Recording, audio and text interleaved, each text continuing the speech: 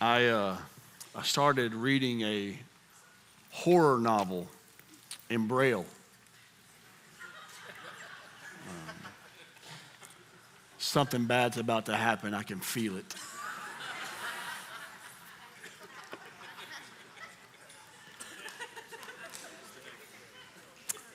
My wife always tells me, "You look good for your age." I said, "Baby, I'm just like fine wine. I age like fine wine." So she locked me in the cellar.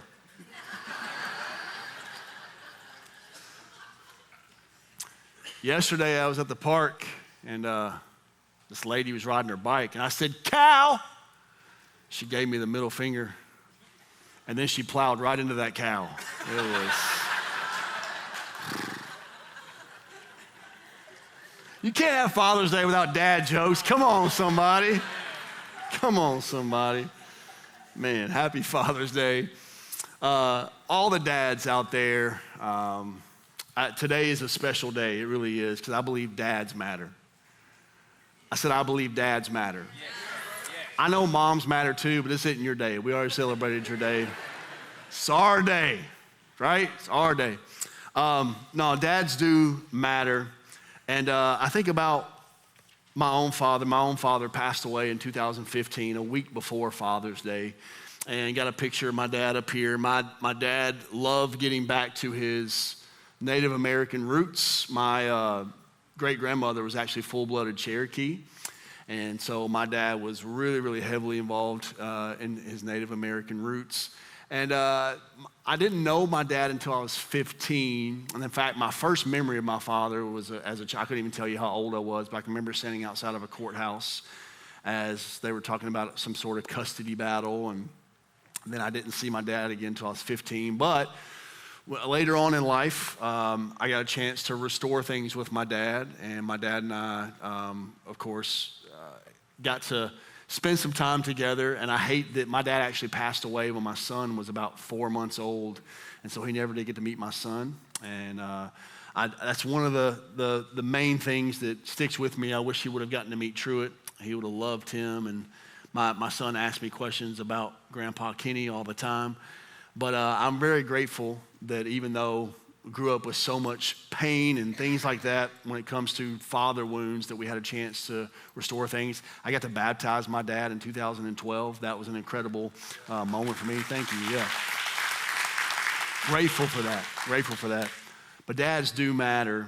And I don't know if we can fix, I'm sorry guys, this is just for me and the production people. I don't know if we can fix the clock, but if we can, that would help me out a lot and help these people get to their lunch. But boy, here's what I know about dads, and especially with dads with sons, but even dads with daughters, that they do not need your masculinity, they need your heart. In other words, they don't just need you to show them how to be productive and do things. They need your heart as a dad, because here's what I believe is true, is that when a father is present and emotionally healthy and involved in his child's life, the child has a tremendous advantage in navigating a complicated world with joy and confidence. And that is truth. We see that in our culture, because what I know about being a dad is that our society and culture minimizes dads. Our society does not, they believe that our dads are non-essential to our community, to our society. We've even made a mockery of dads. In fact, even Father's Day just becomes a day when, we talk a lot about grills and man caves and stuff, but nobody talks about like the deep, powerful spiritual things that a father should be bringing to the table and bringing to his home. We've just kind of made lighthearted of it. Every TV show creates moments where dads are just idiots who bring home a paycheck. And I just believe dads matter. I believe dads matter. Come on, somebody. Y'all help me preach this today. In fact, dads matter so much that if you go to fatherhood.org, these statistics are true. That children without fathers are 4 times more likely to live in poverty. Children without fathers are more likely to suffer emotional and behavioral problems. Children without fathers have a higher level of aggressive behavior than children born to married homes. Children without fathers have 2 times the risk of infant mortality. Children without fathers are more likely to go to prison. In fact, 1 in 5 prison inmates grew up with their father present. Children without fathers are twice as likely to be involved in early sexual activity. Dads matter. There's a powerful documentary called The Work. A lot of the guys that were in at our men's retreat watched this documentary. It's only about 45 minutes long, but this documentary takes this journey of there's these men in Folsom Prison in California, and they take these men who are walking through counseling for various reasons, and they take them and put them in counseling sessions with some of the worst of worst criminals in Folsom Prison. And these men have done some of the most atrocious acts you can think of, from murder to, talking about vicious murder, rape, all this stuff. And they have these counseling sessions with these men in prison. And what you find throughout this documentary is that the men who are on the outside of the bars and on the inside of the bars are the same. In fact, most of them, at the root cause of some of their deepest situations, is wounds from their father. And you watch these stories unfold and this connection that happens between these men who are trying to find healing and forgiveness from the worst of the worst criminals to men who have not committed a crime but are still living in such deep unforgiveness and bitterness in their life. And they find so much in common, and most of it has to do with their dads. Dads matter. As men, we are given the gift, if you go all the way back to the book of Genesis, we are given the gift to being cultivators and builders. Here's what I believe is that every man that is born with a purpose, if you do not discover that God-given purpose, because you were created to solve problems in the earth and to cultivate good things in the earth, you are either solving problems or creating them. I believe dads matter. There are 5 types of fathers, according to John Tyson in his book, Intentional Father. Powerful, powerful book. And he says the first one is the irresponsible father. And the irresponsible father is just a father who is absent. He's not in his child's life at all. And then you have the ignorant father, and I believe that's where my father fell into. That's not a derogatory remark, calling him an idiot or stupid. My dad was ignorant because he had no idea that his own dysfunctions of growing up in his home that he grew up in, he was passing down to his kids. That's what an ignorant father does. He's so caught up in his own wounds that he doesn't realize he's passing down generational curses to his own kids. And then you have the inconsistent dad. The inconsistent dad is the dad who's too busy caught up in his career or his hobbies to be emotionally or physically available to his children. And then you have involved dads. Involved dads are there physically for their kids, but they're not there emotionally or spiritually. They have no idea how to help spiritually form their children's lives. And in fact, most dads, especially dads of daughters, disengage by the time their daughters become teenagers because after all, they can't handle hormones, right? And sometimes, can I tell you, I know that your daughter is growing up to be a young woman, but she still needs to be hugged. She still needs to be told that you love her. There still needs to be some sort of affection to show her you're not going to disengage emotionally just because she's becoming a woman. But that's what some dads do. They're involved. But the last one is intentional. An intentional father understands that the children we have been given are gifts from God. They are not ours. They belong to the Lord, and we are to steward them well and to guide them toward their God-given purpose, not toward our own purposes for their life. Because let's be honest, most of us are trying to control the outcomes and paths of our children. And then we wonder why when they're adults, they run far, far away from God and from us, is because we've spent our lives tightly gripping their lives, trying to manipulate their outcomes, and we cannot do that. Nor is that our job. And so as we talk about this stuff today, how does Psalm 127 teach us to be an intentional father? What does this ancient prayer, this ancient song in Psalms teach us about being an intentional father? I want to read the first 2 verses again because when you read this entire psalm, it can feel like it's 2 different thought patterns, but actually it all flows together. So I want to read the first 2 verses, and then we'll talk about how it connects to the last 3 verses. Psalm 127, 1 and 2 says this: unless the Lord builds a house, everyone say house. The work of the builders is wasted. Unless the Lord protects a city, everyone say city. Guarding it with sentries will do no good. It is useless for you to work. Now say work. So hard from early morning until late at night, anxiously working for food to eat, for God gives rest to his loved ones. Now, this particular song or prayer is written by King Solomon, which was a son of King David. If you know anything about Solomon, you know he's responsible for about 3 different books in the Old Testament. You have the book of Proverbs, Song of Solomon, and Ecclesiastes. Solomon was known as the wisest man to ever live. He prayed for wisdom, God gave it to him. Now, some scholars believe that Solomon did not write this.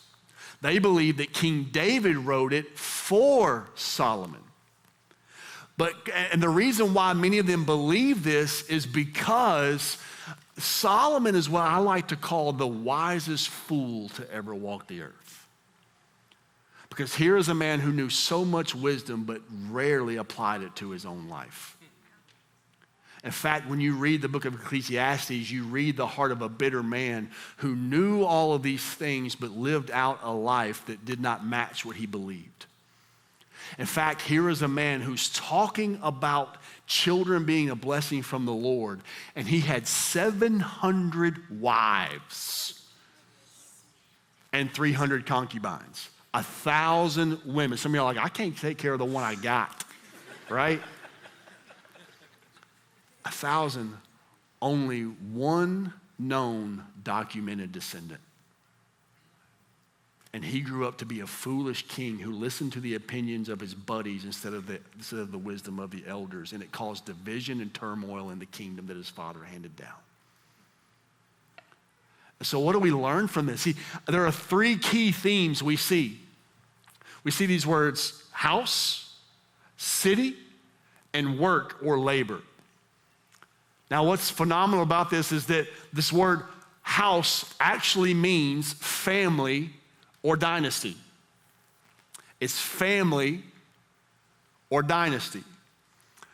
This word house, when he talks about unless the Lord builds a house, the reason why this is important is because the Hebrew people had so much emphasis on family. And this is family different than you and I think. This would have been many descendants. It's not just your immediate family, but it's your brothers and sisters and uncles and aunts. It was not uncommon for an entire generation of family to live together on the same farm or in the same house. And so when he's talking about building a house, he's talking about building generations that would follow God. And this is what we see. So he places this emphasis because I love this quote by G. Campbell Morgan, who is an evangelist. And he says this, he says, the strength of the Hebrew people in the past and all that remains of it today largely results from the keen sense which they ever cherished the importance of home and family. The house, the city, labor are all important to the conserving of the strength of the family. And then he goes from this idea of house to this idea of city. And the word city actually means society. Because as we build our families build what? A society. They build a culture. And so he's talking about this idea of how we shape the kids in our home actually shapes our society. That when you look at society as a whole, it is a direct result of the homes that they are growing up in. Are y'all getting this? In other words, family is the most important aspect of society. The belief is that when the family breaks down, society breaks down with it. Is this true? Are we seeing this happening in our own world and culture? It is a breakdown of family, and when the family breaks down, society breaks down. That's what we're seeing. And so, fathers, you play a major role in breaking or in building. Which one will we do? We will either help build and shape society, or we will break and tear it down by how we raise up the kids in our homes. Are y'all with me today? And so when we see this, more importantly, according to this psalm, without the Lord, fathers tend to break what was meant to be built. Because he says, unless the Lord builds it, it's for nothing. In other words, parenting is a partnership. How many of you know that to be true? It is a partnership with God. And there is no family or society without the blessing of God at work in our lives. And this third word, labor or work, is actually translated to this idea of vanity parenting. You say, what is vanity parenting? It's parenting with this idea of full reliance on self, greed, and success. That is what vanity parenting is. And he says, when your idea of parenting your kids is all about their succeeding and the money they make, the career they choose, the place that they live, the stuff that they have, he says this phrase. He says, you anxiously work for food to eat. But I love the King James Version better. It actually says, when you vanity parent, it leads to them eating from the bread of sorrows. I think it's ironic that Jesus is known as the bread of life, but when we live outside the blessing of God, we eat from the bread of sorrows. You say, what is the bread of sorrows? The bread of sorrows is where we are miserable over disappointments. It's where we are eaten up with envy over other people's successes. It's us constantly living in this state of comparison to every other family around us and every other person in culture saying, I've got to live up to other people's expectations or standards. And when you do that, when you parent, because I get it, when they're 5, you've already got their course laid out for them, right? You watch them score all the goals on the field. You're going to be a soccer player. Right? That's from the great prophet, Billy Madison. But anyways, we are already shaping them and how we want them to perform instead of who we want them to become. And he says, when we do this, we are driving them to a place of destruction and they will eat from the bread of sorrows. Parenting is a partnership. You guys with me so far? And look, he says that when we live in this partnership with God and God blesses our home, here's what happens. He says we actually receive a blessed sleep. He says we're at rest. In other words, it's this idea of contentment. You ever see a baby? You ever hear people say, like, man, I slept like a baby, which to me is like you slept for only 2-hour increments and woke up screaming, right?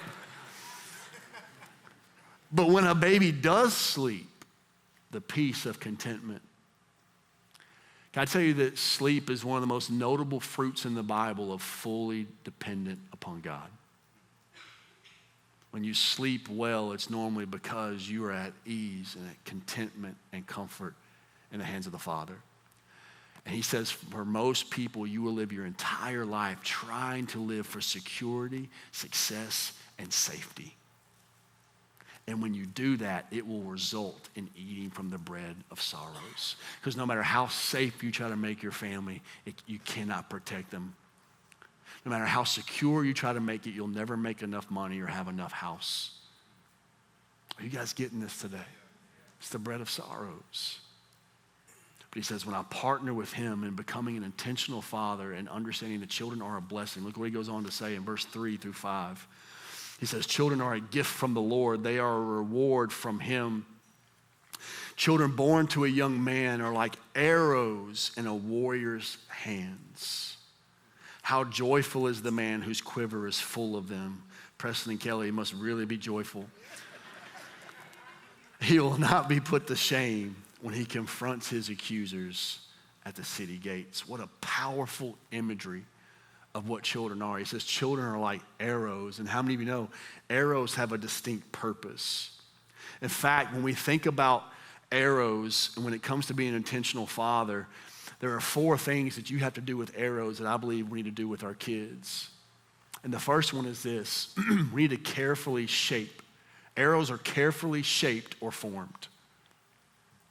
Arrows are carefully shaped or formed. Formation happens on a daily basis with your kids. Just know that. And formation is either happening intentionally or unintentionally. Can I tell you, just as formation happens daily, so does distortion. I had a couple of guys, Tori Zimmerman and Josh Kimbrough. I asked Jonathan Bayer, like, you know anybody that can make an arrow from scratch? And of course, we got some awesome dudes in our church. And they built this arrow just for this sermon illustration. I don't know how many man hours they put into this thing, but it's pretty incredible. But I wanted you to see this process, because I get it. Like if you're a bow hunter, you're like, I can just go to Bass Pro Shop or order from Amazon and get your arrows. But there was a day when if you wanted to hunt for your food, you had to build your own arrows. And so I wanted you to see a few pictures of this process. It's pretty cool to see how they began. This was early process. They're just taking this piece of wood and they're having to shave it and shape it and round it. Go ahead and go to the next image. You can see the careful intentionality in building, creating, and forming this arrow. Just incredible. I think it's an incredible gift that these men have to do this. And go ahead to the next one. You can see them tying very carefully. Just incredible what they've done. And here's the finished product, right? I think they deserve a round of applause for this piece of beautiful art. And I started thinking about the manpower, the hours, all this stuff, what it took to build this one arrow. And can I tell you, that's what life as an intentional father is. It's carefully being intentional about shaping them. You know, arrows are formed with purpose for a purpose. Let me ask you a question, dads. How are you approaching your child's spiritual formation? And I want you to sit in that for a moment. How are you teaching them how to become people of prayer? How are you teaching them about reading the scriptures and applying it to their life? How are you teaching them to recognize the voice of God? How are you teaching them to be obedient? How are you teaching them to fully surrender? Or are you just teaching them how to make money and do stuff? Are you teaching them the value of what they do over who they're becoming? How are we shaping their character? How are we forming them spiritually? Can I tell you, it is not enough just to drop them off in our children's ministry and youth once a week and hope that they grow up knowing the Lord in the fullness. Because number one, it's not our job. It's your job. Dad, you are the number one disciple maker in your home. And I just think like some of us, man, we could probably sit and I could get with making an arrow, and God says, but your most important your most important arrows have been placed in your home, and that is your children. They are a gift. And how we form them matters. The second thing you do with arrows is that they are guided with skill and strength.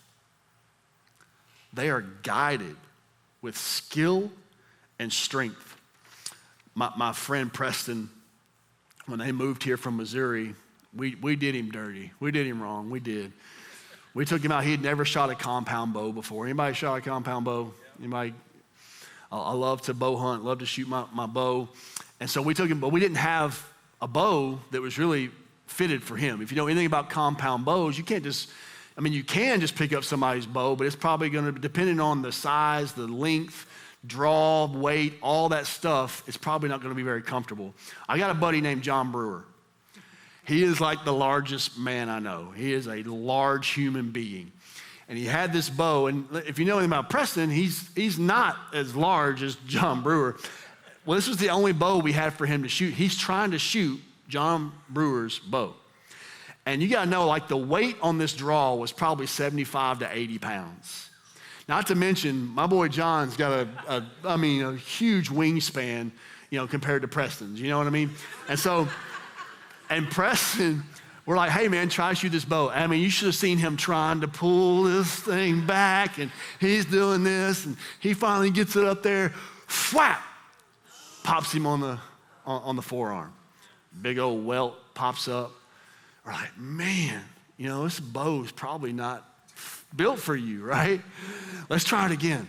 And so we put another arrow in there, and he did a better job this time pulling it up, flap, second time. At that time, man, I thought, dude, I don't know how your arm did not split open. His arm was just like swelled up, red, blood to the surface. We felt so terrible, but have a really cool story now.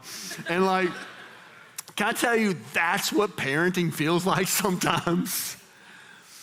And here's what I know is that every dad has a specific strength and a specific reach. That's why you need community. Because there are other men and people in my life who have a different set of skills and strength in their life that I need my kids to be exposed to.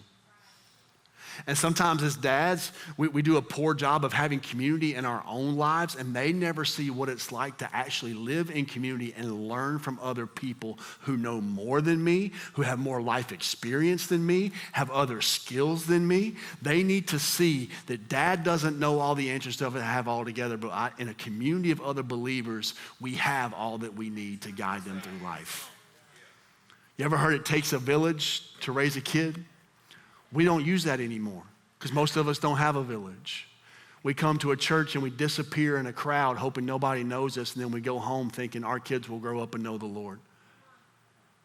When we should be valuing being in community with other people and wanting my kids to be around these other men. Man, there's some men who can teach my kids to do things that I don't know how to do. We have a specific strength and a specific reach. We need people who say, hey, I can help with this. I can help. I want my kids to be exposed to other families in the church who can help them do what I cannot do. And how many of you know for an arrow to fly straight, it must be carefully guided? You know, the thing about shooting a bow is that I realized this when I first started shooting a bow is that they have this thing called a kisser. And it sits right in the corner of your mouth. And what I didn't realize early on was I was pressing it too hard to my lips. And so I was wondering why I had everything dialed in, but this arrow still was not flying straight. And I didn't realize that just a centimeter, just a little bit of pressing it too much caused the arrow to fly not straight. And I'm telling you, if we are not specific and intentional about the little things in our kids' lives, it doesn't take much for them to get off course. In fact, do you realize that in archery, that the very goal is to hit the middle of the cross? And anything that's outside of the cross is actually called sin. Because sin means to miss the mark. That's where that term comes from. And so when we, even just the smallest things that we think don't mean anything to our kids can get them off the mark and they miss the cross. Come on, somebody. Y'all with me today? Can I tell you, no dad should be an expert in their hobby, but be an amateur as a disciple maker in their home. Now, some of y'all are really good at like lifting weights and playing golf and doing all this other stuff, but you haven't considered one moment of how to spiritually form your kids in the home. Dads matter.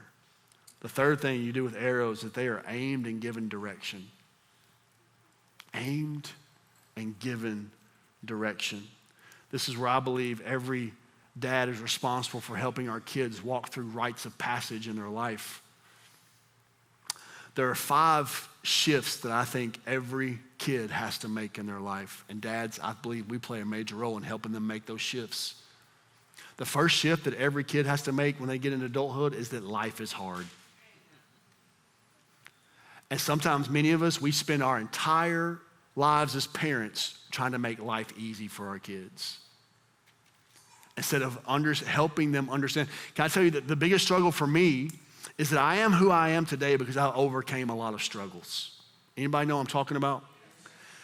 And so the good news is my kids don't have to struggle the way I struggled. They're not growing up in dysfunction or abuse or any of that stuff. Praise the Lord. But the negative side to that is like now I have to figure out intentional, unique ways to teach them to struggle. Because if they don't, they'll never learn the value of what it means to overcome and to have victory over struggle in their life. They got to understand life is hard. It's not easy. Come on, somebody. It's not easy.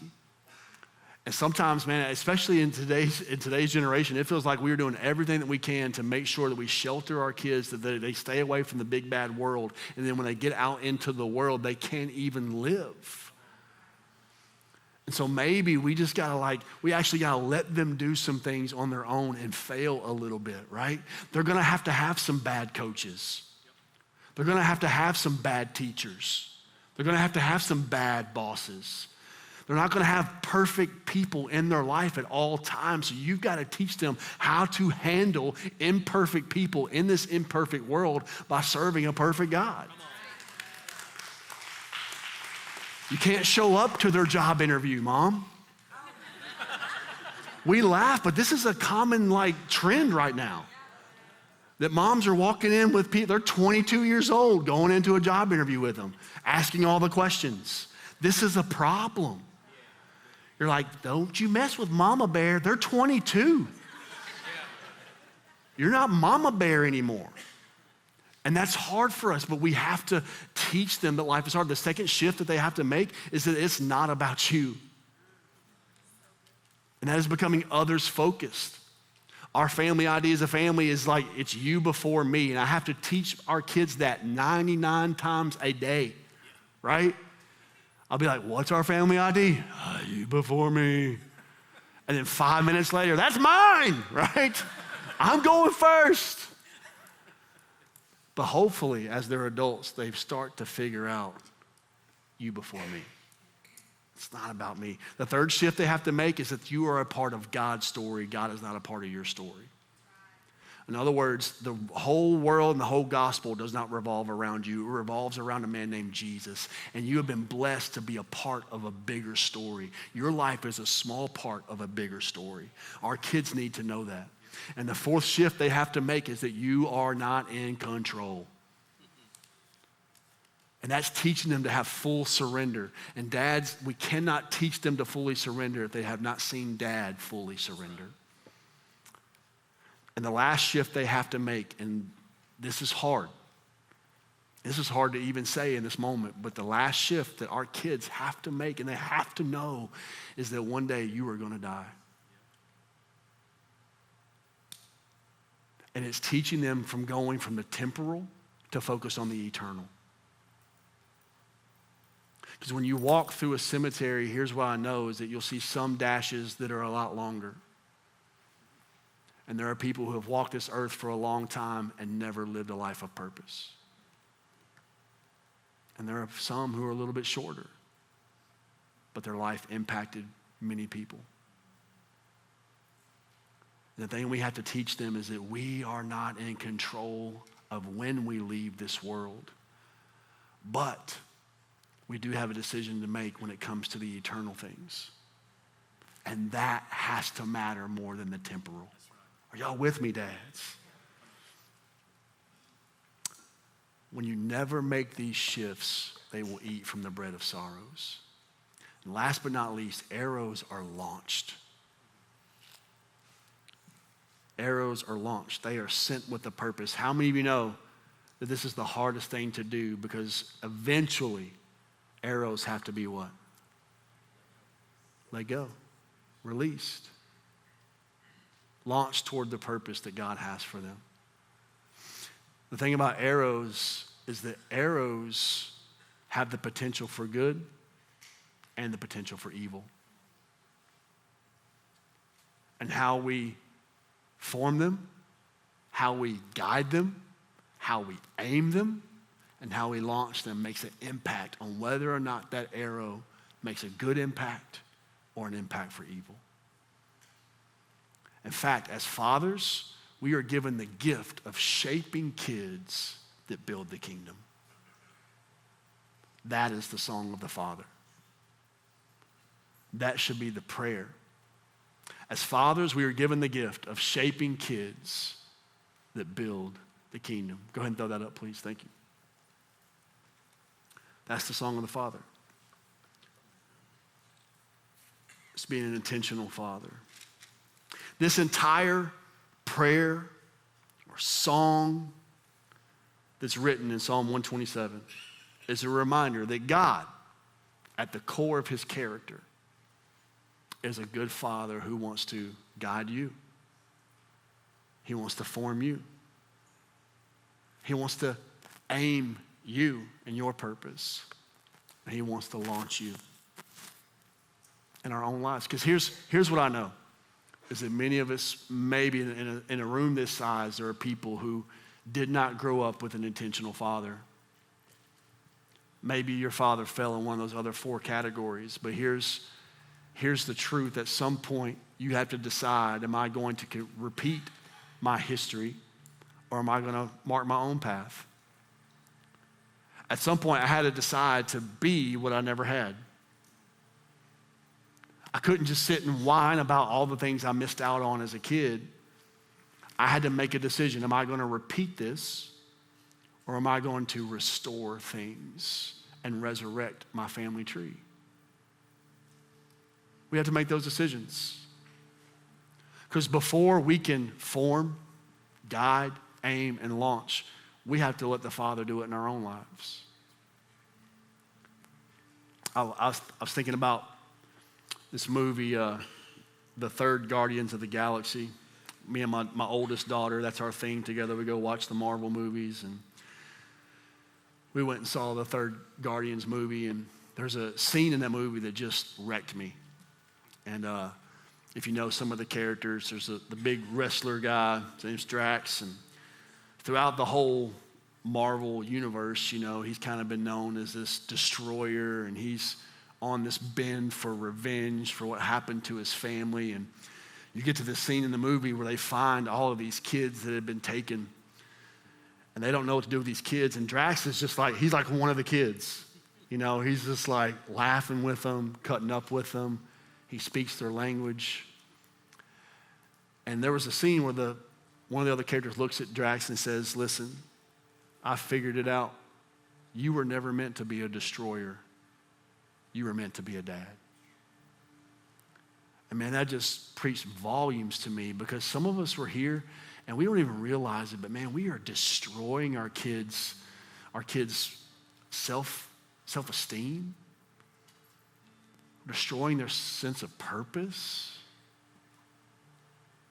We're destroying their sense of that they think they have to perform in order to please us, whether it's through sports or whether it's through behaving. Dads, we were not meant to destroy. We were meant to form, guide, aim, and launch.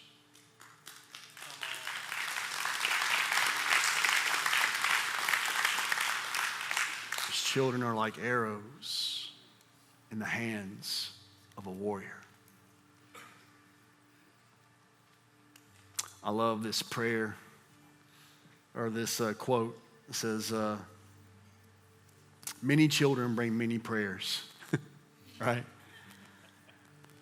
And many prayers bring many blessings. And so 2 quick challenges, and then I want us to spend some time reflecting. The first one, be an intentional father. Be intentional. Don't just be involved. Be intentional. In fact, we actually have that book that I was mentioning, The Intentional Father by John Tyson, in our merch store. If you want to drop by there, if you're a reader, want to read, we have that available. Fantastic book. But the challenge is for you to create your own plan to form, guide, aim, and launch. And second thing, be a praying father. Be a praying father. Job chapter 1 wrecked me when it said that every single day Job woke up. He woke it up, and words are hard, y'all. He woke up, he would make a sacrifice on behalf of his children in case they had sinned before the Lord. It was a reminder to me to get up every day and pray for my kids, to pray that I could release them. Can I tell you, I've got one graduating next year. My oldest will be a senior this year. And I'm going to tell you that this is a reminder for me, because the hardest thing is letting go. The hardest thing is not for me to sit and just try to control her decisions, and I can't do that. All I can do is make sure that the gift of the time that God's given me with her is to shape her in the best way I know how, aim her in the direction, and let go. Be a praying father. You know, for our family, it's making sure that we have those moments in the morning and the evening, because it's not just enough to pray over our food. God, we need to teach our kids to stop and pray for people when we see a need. Teach, if they don't see us praying, I'm telling you, dads, most of our kids' spiritual lives will be shaped not by the mom, but by the dad. Because everybody expects mama to be spiritual. But I believe dads need to understand that our kids should expect us to be spiritual too. And to lead the way when it comes to prayer, when it comes to reading the Word of God, when it comes to being in community with other believers. Because if not, we will keep getting a society that we already have, and that is a bunch of casual Christians who make no impact on society, and they're more concerned with hoarding their kids in the house, protecting them from big bad Satan, instead of teaching them how to go out in the world with the weapons of warfare that they have to fight against the world.